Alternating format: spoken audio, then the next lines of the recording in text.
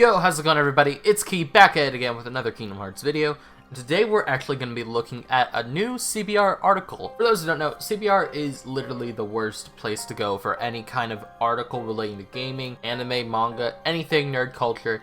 They just have the shittest takes of all time. So why am I wasting my time exactly with this article? Well, I haven't read through it yet, but just going off the first few lines, you can see why it might actually be worth looking at. Kingdom Hearts 358 over 2 days shows why video games shouldn't be movies. That right there, already kind of big red flag, but if you go down just a little bit more, it says that the most accessible way to experience Kingdom Hearts 358 over 2 days is to watch it, but that's also the worst way to experience its story, which is actually very true. In my opinion, you should play the game to experience the story to its fullest, because the movie actually skips over a lot of very important character moments, and it's disheartening, you know? So we're gonna read through this article to see if they bring up any good points, which would be a first for CBR, in my experience, but let's just take a look at this. The word spin-off has never fit very well into the world of Kingdom Hearts. Only 3 games in the series have big numbers at the end of their titles.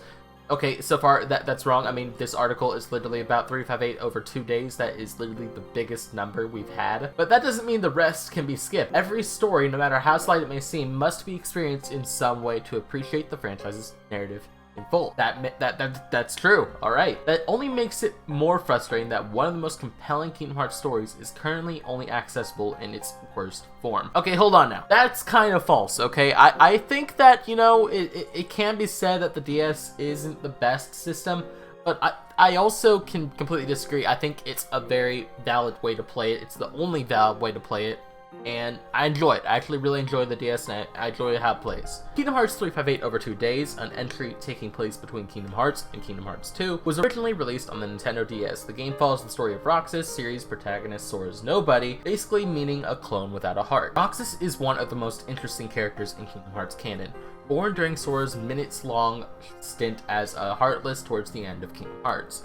Because Sora is one of the few people in the world of the game to return to his human form after becoming a Heartless, Roxas isn't really meant to exist. Nobodies are already a little existentially confused, but Roxas' place in the universe is uniquely messy. Okay, so they got their facts straight, which is good. That mean that they did their research. That definitely makes sense. Related Kingdom Hearts Dark Road Final Chapter Mystery. Yep. Well, we will be doing Dark Road content. I just want you guys to know that video is on the way. I'm actually in the process of grinding out the game right now. It's just kind of a long process, you know how it is. Leveling in that game is no fun. 358 over 2 days is a deeply compelling video game, weaving together a narrative that explores Roxas' emotional journey into the person he eventually becomes in Kingdom Hearts 2. Like every Kingdom Hearts game, it sees his heroes hopping between different Disney properties, and it uses their excursions to explore some deeply existential questions about humanity. Very true. This is a big reason of why I enjoy the narrative of this game. 358 over 2 days is not, however, a deeply compelling movie. Again, going back, we know that the movie is not the best way to experience it. Move on. The Kingdom Hearts 1.5 remix disc released on the PlayStation 3 contains what is currently the most accessible version of 358 over 2 days, a nearly 3-hour-long movie comprised of some of the most important cutscenes from the original DS game. It is, in simple terms, an absolute mess. I agree. That's totally true. The game is the best way to experience it because, like I said, character moments that you get in the game don't always hit the same when it's literally just a picture slide most of the time. If I remember correctly, they completely skip over the stick cutscene that a lot of us meme to absolute hell in the community. They're pretty on point so far, I think. The of the original 358 over 2 days is dependent on lengthy gameplay-oriented missions that simply aren't present in the movie. Very true. Most missions have been cut down into brief 3 or 4 sentence interludes, which take about 10 seconds to read. The result of this decision is an incredibly poor paced experience. I agree. This is actually a really big deal, guys. CBR is actually writing an article that so far makes perfect sense. I actually kind of agree with them. Events in 358 over 2 days movies simply happen. And so much of the plot takes place during conspicuously absent gameplay sequences, it's hard to draw a line between any of the title's events. Characters exit the story and then immediately reappear in sequences that are clearly meant to inspire relief in the audience, but instead leave viewers scratching their heads. It's baffling, and not just in the creative, charming ways that Kingdom Hearts is usually baffling. Very true. Okay, so this is going back to what I always say. People underestimate 358 over 2 days because they experience the game through ways that are just the movie on YouTube or on the disc of the 1.5, 2.5 collection, and they miss out on what I think is the best story game of the series. Hands down. They're different mediums with different strengths, and nowhere is that more apparent than in the deeply unsatisfying narrative experience that is watching Kingdom Hearts 358 over 2 days.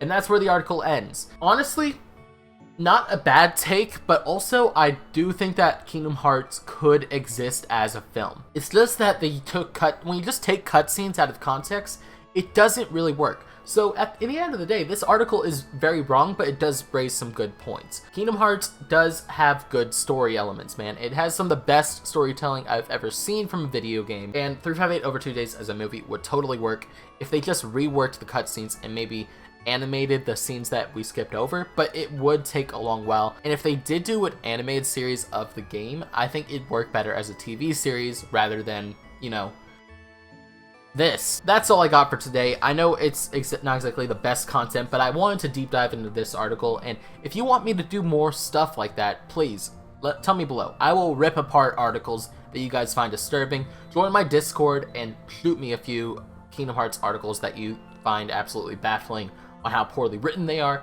and I will take a look at that. But as for this one, out of 10, I'd say this is 358 out of I don't even know. This has been Key. I'll see you guys next time, and yeah, stay awesome.